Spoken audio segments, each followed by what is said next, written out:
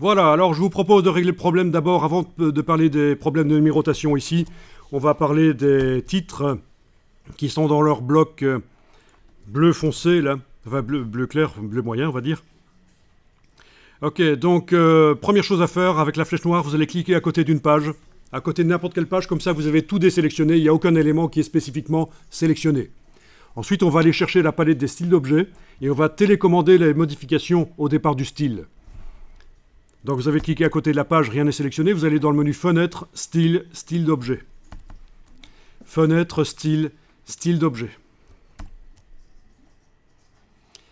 Donc la palette des styles d'objets arrive, et si ça a été bien fait, vous devriez voir quel est le style concerné, le style qui va télécommander l'aspect des titres ici. Sinon, bon là je le vois parce que titre en début de page, ben, c'est forcément ça. Sinon, il suffit de cliquer sur le bloc et le style utilisé par ce bloc va se mettre en surbrillance. Vous voyez? Si je clique sur un autre bloc, il n'y a pas de style en surbrillance, sauf sans style. Si je reclique là sur le bloc bleu là, du titre, je vois que le style utilisé par ce bloc, c'est titre en début de page. Ok, une fois que vous avez vu ça, recliquez à côté de la page pour tout désactiver.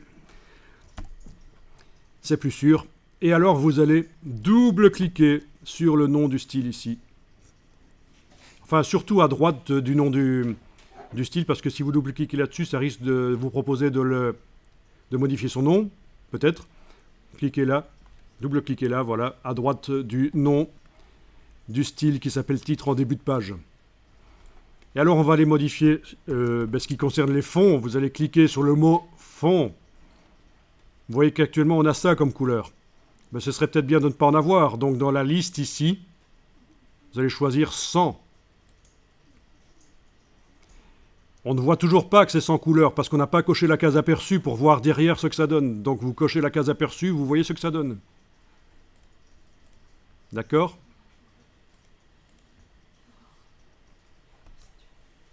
Voilà, voilà.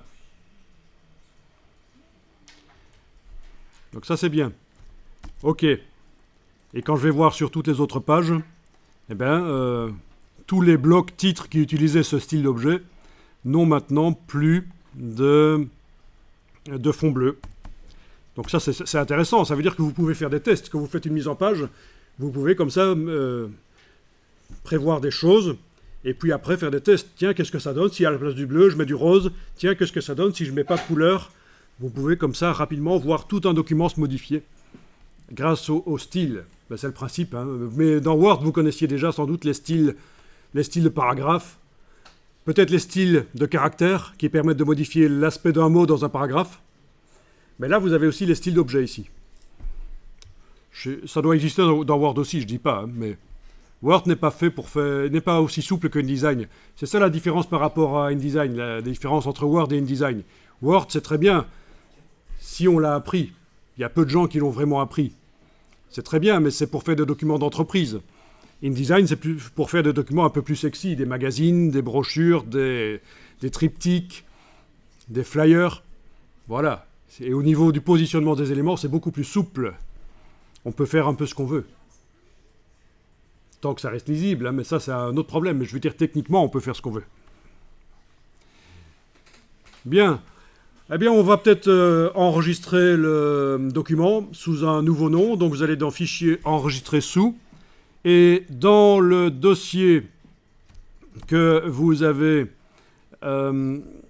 des IP, bon, on va peut-être ajouter votre document dans son état actuel. On va juste changer le numéro ici. Vous allez mettre un 8 à la place du 7, donc document 118.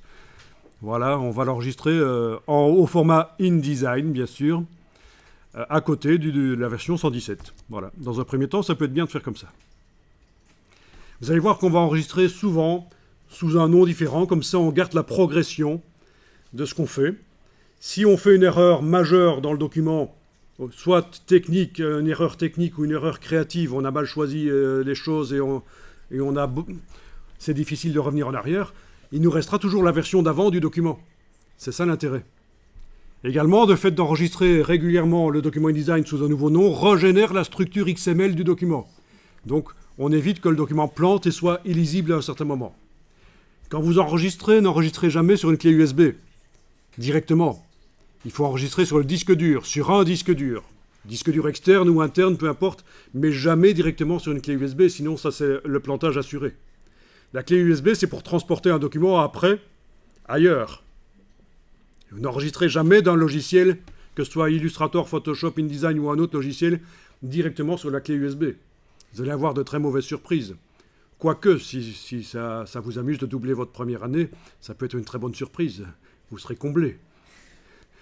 Mais sinon, ça m'étonnerait que ce soit le but.